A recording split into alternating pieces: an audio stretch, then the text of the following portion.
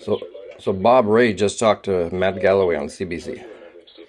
They talked about Stephen Lewis, I think he's called, his time in the UN, and they talked about Bob Ray having a conversation with the man before he passed away a couple of days ago, and or a day ago. And I think you gotta realize what they didn't talk about. They didn't talk about Matt Galloway with Bob Ray. What Bob Ray probably talked to Stephen Lewis about is Canada's voting patterns in the UN, especially in the last few years since, the human rights violations against Palestinians, the ongoing occupation, that every time there's enough rebellion on the side of Palestinians to get away from that illegal occupation, that just so many countries like Canada stand aside or even support Israel in continuing this occupation.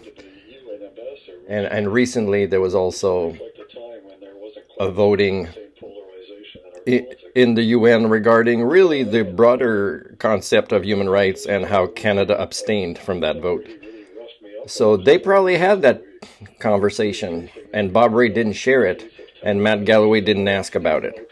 So again, you can see the three Canadian patterns that are toxic in our culture showing up in these conversations to try to honor the man.